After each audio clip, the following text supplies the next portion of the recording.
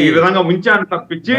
Right, మళ్ళీ వస్తాను మీ దగ్గర. షేక్ బాజీ గారి దగ్గరికి వెళ్దాం, కాంగ్రెస్ అధికార ప్రతినిధి. సార్ ఏంటి సార్, ఏం జరుగుతోంది బాజీ గారు? ఏంటి అసలు ఆ గవర్నమెంట్ ఆఫ్ ఇండియా తీసుకున్న నిర్ణయం ఏంటి? గవర్నమెంట్ ఆఫ్ ఆంధ్రప్రదేశ్ ఏం చేయబోతోంది ఇక్కడ? ముందుగా మీకు అట్లాగే మన 99 టీవీ ప్రేక్షకులకి, ప్యానల్లో ఉన్న పెద్దలందరికీ కూడా శుభోదయం, నమస్కారం.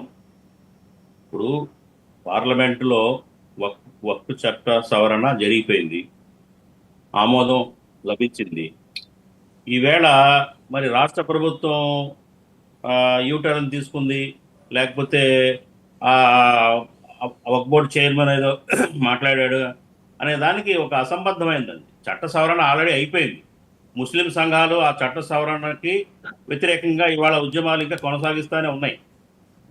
ఇప్పుడు ఇవాళ ఏదైతే ఆయన మాట్లాడాడు, అజీజ్ మాట్లాడాడు, అట్లాగే ముఖ్యమంత్రి గారు దీని మీద సెన్సిటివ్ ఇష్యూ మాట్లాడొద్దని వార్నింగ్ ఇవ్వటం, ఇవన్నీ జరిగినాయి. కాబట్టి ఏంటంటే ఇవాళ జరిగిపోయిన చట్టానికి చట్ట సవరణ జరిగింది, దానికి విభిన్నంగా వెళ్తారా వీళ్ళు? ఇప్పుడు వక్ఫ్ బోర్డులో ఇద్దరు ముస్లిమేతరులు ఉండాలి అన్న నియమాన్ని ముస్లిం సంఘాలు తీవ్రంగా వ్యతిరేకిస్తూ ఉన్నాయి. మరి ఒకవేళ రాష్ట్ర ప్రభుత్వం మేము ముస్లిమేతరుల్ని పెట్టము, ముస్లింసే ఉంటాము అనే దానికి స్టిక్ ఉంటుందా? స్టిక్ అయి ఉంటే తర్వాత వచ్చే చట్టపరమైన అంశాలు ఏంటి? కొంతమంది దాని మీద కోర్టుకు వెళ్ళొచ్చు, ఎందుకంటే చట్టం ఆల్రెడీ చేసింది కాబట్టి. ఇవన్నీ కూడా సంక్లిష్టమైన అంశాలు. ఇక్కడ ఇందాక చాలాసేపటి నుంచి మాట్లాడుతూ ఉన్నారు. ఇప్పుడు ఎప్పుడో 100 సంవత్సరాల క్రితం జరిగిపోయిన అంశాలని ఇవాళ మనం దాన్ని బేస్ చేసుకొని చర్చించుకోవడం అనేది అనవసరం అనేది నా అభిప్రాయం. ఇవాళ మనకు ఒక రాజ్యాంగం ఉంది. రాజ్యాంగంలో అన్ని మతాలకి ఇక్కడ ఈ దేశంలో సమానత్వం ఉంది, మత స్వేచ్ఛ ఇచ్చారు. కాబట్టి ఏంటంటే ఇవాళ రాజ్యాంగబద్ధంగానే మనం మాట్లాడుకుంటే బాగుంటుంది. రాజ్యాంగాన్ని డీవియేషన్ కాకుండా ప్రవర్తించాలి. చరిత్రని కట్టగట్టి బంగాళాఖాతంలోకి విసిరేద్దామా సార్? చరిత్రని వక్రీకరణకు గురైన చరిత్రని కట్టగట్టి బంగాళాఖాతంలోకి విసిరేద్దామా? నడవాలి, మన రాజ్యాంగం ప్రకారం నడవాలి. ఆ చరిత్రను మర్చిపోదాం. షేక్ బాజీ గారి ప్రకటన, చరిత్రను మర్చిపోదాం. మౌలానా అబుల్ కలాం ఆజాద్ ఆధ్వర్యంలో జరిగిన చరిత్ర వక్రీకరణని మనం మర్చిపోదాం. ముఖ్యం, రాజ్యాంగం ముఖ్యం, రాజ్యాంగబద్ధంగా ఉండాలి ఎవరైనా కానీ. ఏది చరిత్రను మర్చిపోదాం. నేను మన యోధుల గురించి, మన దేశం కోసం, స్వరాజ్యం కోసం ప్రాణత్యాగం చేసిన వాళ్ళ గురించి తలలు నరికేసి విసిరేస్తే దాని గురించి మాట్లాడొద్దంటారు. ఖచ్చితంగా చరిత్ర చదువుకోవాలండి. చరిత్ర మీకు ఇష్టం లేకపోవచ్చు కాక చరిత్ర చదువుకొని తీరాలి. అన్ని మతాలు సమానమైన రాజ్యాంగం చెప్పింది. అది ఓకే, బట్ చరిత్ర లేదా? చరిత్ర వద్దంటారా? ఏదో జరగటం కాదు. నేను ఇక్కడ I'm coming to the point. శ్రీరంగపట్నంలో ఆయన ఏం చేశాడండి? దీపావళి రోజున ఏం చేశాడు ఆయన? టిప్పు సుల్తాన్ వేల మందిని నరికి చంపాడు. ఈ రోజుకి శ్రీరంగపట్నంలో దీపావళి చేసుకోరు, మీకు తెలుసో లేదో. మనం ఇవాళ మాట్లాడుకొని జరిగిపోయిన చరిత్రను మార్చగలుగుతాం? ఖచ్చితంగా మార్చలేము, కానీ మాట్లాడుకోవాలి. ఏం మీరు చరిత్ర మాట్లాడరా? విషయాన్ని చిమ్ముతారా? అది విషమా? చరిత్ర మాట్లాడుకోవటం విషమా? వేల మందిని చంపటం విషమా? చెప్పండి. అది ఎందుకండి జరిగిపోయింది? మీరేమైనా ప్రోత్సహించారా? మేమేమైనా ప్రోత్సహించామా? అది ఒక చరిత్ర. ఎందుకు జరిగిందో, ఎక్కడ జరిగిందో నేను అదే అంటున్నాను. చరిత్ర తెలుసుకుంటే సెన్సిటైజ్ అవుతారు. చరిత్ర తెలుసుకోవాలి. తప్పు పార్లమెంటులో హిందువులు మాట్లాడితే తప్పైపోయిందా షేక్ బాజీ గారు చరిత్ర గురించి? బాజీ గారు, I have a straight question for you. ఒక నిమిషం మీరే మాట్లాడండి. ఒకే ఒక నిమిషం మీరే మాట్లాడండి. హిందువులు చరిత్ర గురించి మాట్లాడితే అది మత విద్వేషాలు, విషం చెమ్మటాలు. ఏం మీరు మాట్లాడితే కరెక్ట్, మేము మాట్లాడితే తప్పైందా అని హిందూ సమాజం ఏ చరిత్ర అయినా కానీ, గతం ఏ చరిత్రలో తప్పులు జరిగినా కానీ, ఒప్పులు జరిగినా కానీ, అదే ముస్లిం బాద్షాలు మత సామరస్యం కోసం పాటుపడిన మా మహనీయులు కూడా ఉన్నారు. తప్పులు చేసిన వారు ఉన్నారు, ఒప్పులు చేసిన ఉన్నారు. రెండు మతాల్లో కూడా, హిందువుల్లో ఉన్నారు, ముస్లింస్ లో ఉన్నారు. దాని గురించి ఎందుకు మాట్లాడరు? ఇవాళ అవసరం లేదంటున్నాను నేను. ఇవాళ మాట్లాడుకోవాల్సిన అంశాలు వేరు. ఇవాళ దేశాభివృద్ధి కోసం మాట్లాడండి. ఇవాళ ఈ దేశాభివృద్ధిలో ముస్లింస్ పాటుపడతలేదా? మీ పార్టీ 60 ఏళ్ళు అధికారంలో ఉంది. ఒకే ఒక ప్రశ్న అడుగుతానండి. మీ పార్టీ 60 ఏళ్ళు అధికారంలో ఉంది. ఔరంగజేబు రోడ్డు పేరు మార్చలేకపోయారా? వీళ్ళు వచ్చి మన అబ్దుల్ కలాం పేరు పెట్టారు. దానికి నేను గర్విస్తా. మీరు గర్విస్తారా? ఒక ఇన్వేడర్ పేరు పెట్టుకొని సిగ్గనిపించలేదా 60 ఏళ్ల పాటు ఆ రోడ్లో నడవటానికి ఢిల్లీలో? పేరు మార్చాలన్న డిమాండ్ రాలేదు. ఎవరు అడిగారా? డిమాండ్ రాలేదా? అసలు ఆ పేరు పెట్టాలన్న ఆలోచన మీకెలా వచ్చింది?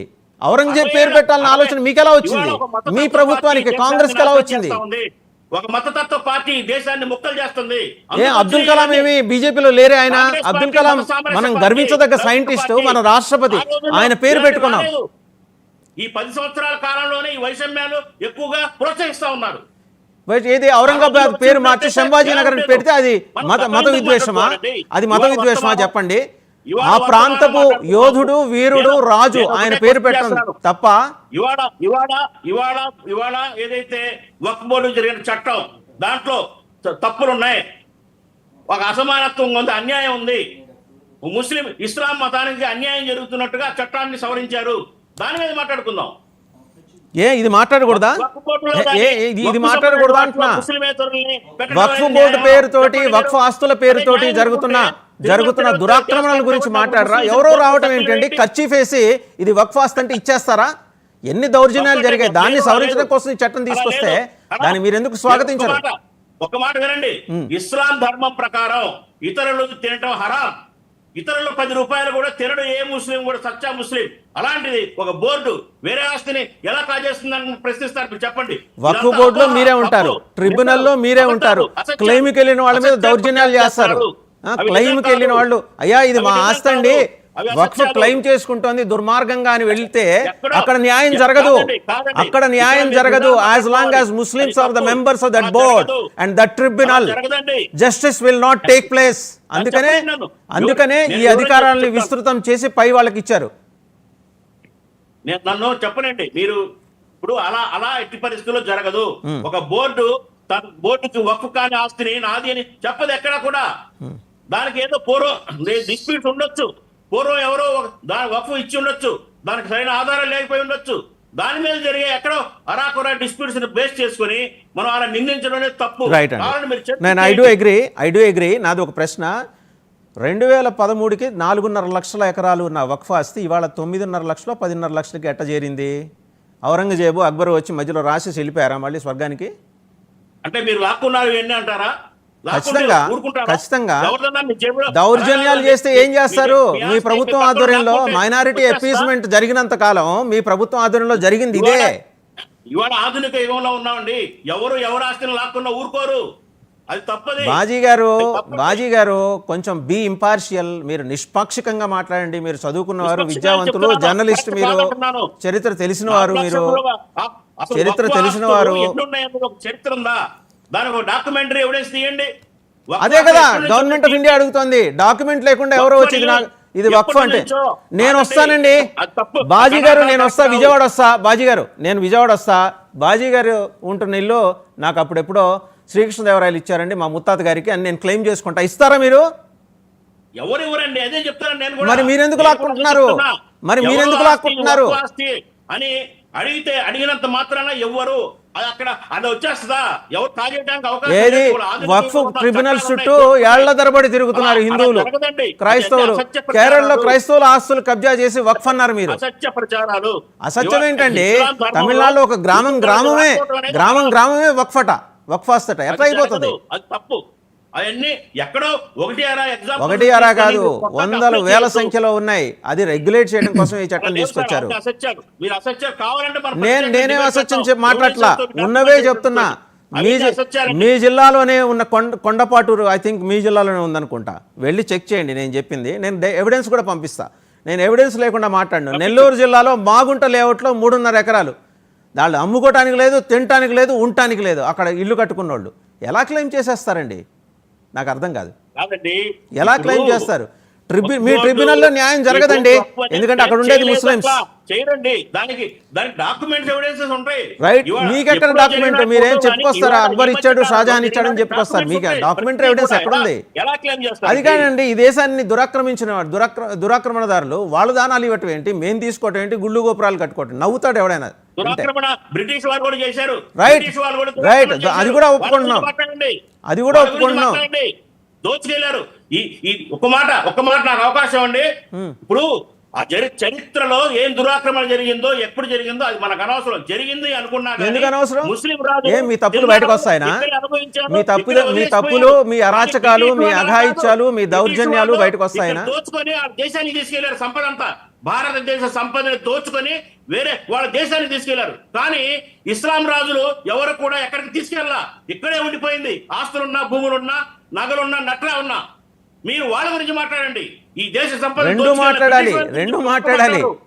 మీరు చిన్న దొంగలు పెద్ద దొంగలని డివిజన్ తీసు. దొంగ దొంగే, చిన్న దొంగ అయినా పెద్ద దొంగ అయినా దొంగే.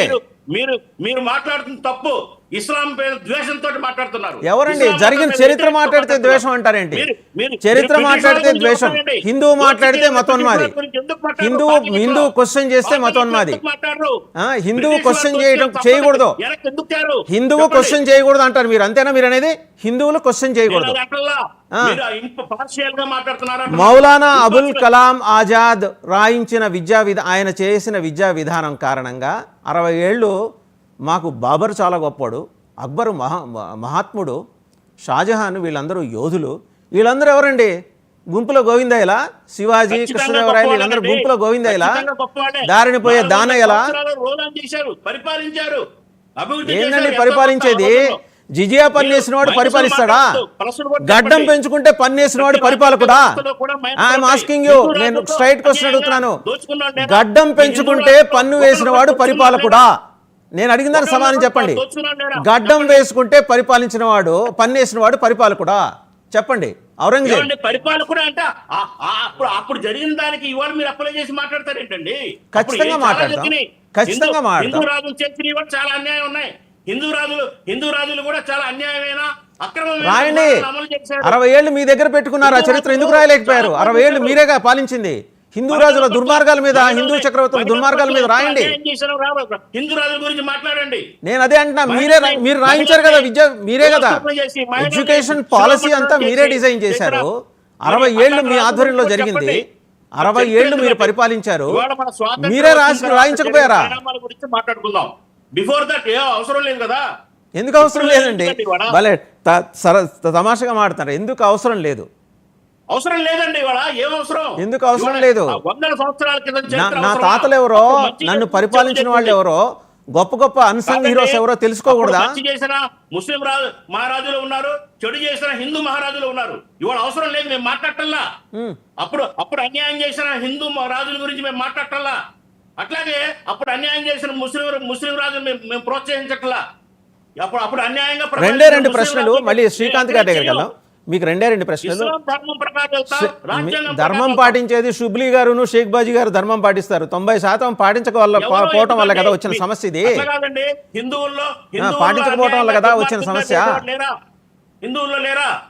నేను 2 ప్రశ్నలు మళ్ళీ శ్రీకాంత్ దగ్గరికి వెళ్ళాలి. జ్వాలాపురం శ్రీకాంత్. 2 ప్రశ్నలు. గోవధ మీద మీ స్టాండ్ ఏంటి? ఒక్క నిమిషం అండి, ఒక్క నిమిషం. మాట్లాడదాం. గోవధ మీద మీ స్టాండ్ ఏంటి?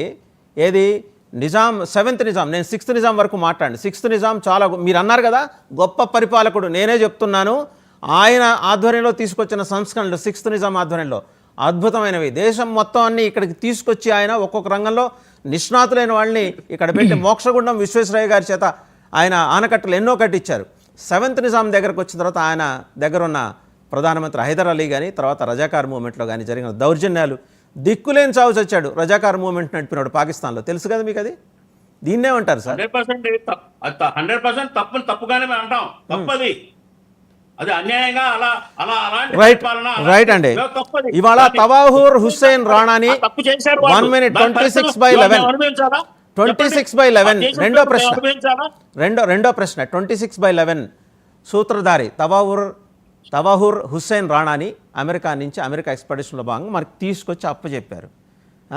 రేపొద్దున అతను ఒక యోధుడిగా కీర్తిస్తూ ఇప్పటికే నార్త్ ఇండియాలో ర్యాలీలు, బీహార్లో అయితే ఇంకా దుర్మార్గం ఏంటంటే శ్రీరామనవమి ర్యాలీ చేసుకోవడానికి అక్కడున్న మసీదు, లోకల్ మసీద్ ఇన్ఛార్జి ఆయన ఏమంటారు, ముల్లా అంటారో ముత్తావలు అంటారు, వారు పర్మిషన్ ఇస్తే కానీ ర్యాలీ తీసుకోకూడదురా. మరి దీన్ని ఏమంటారు సార్?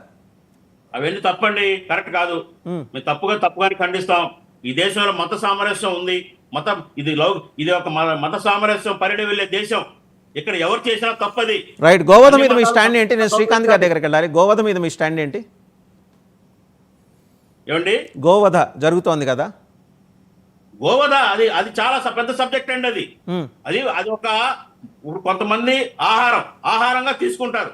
ఆహారంగా తీసుకునే వాళ్ళ విషయంలో అది చాలా పెద్ద సబ్జెక్ట్. హిందువులకి గోవు చాలా, గోవు తల్లితో సమానం హిందువులకి. తీసుకుంటారు.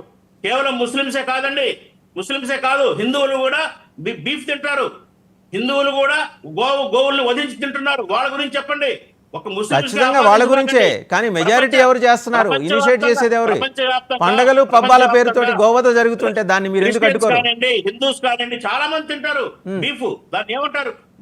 గోవుల్ని అట్లా పాలిచ్చి పెంచే గోవుల్ని వధించడం అనేది కరెక్ట్ కాదు.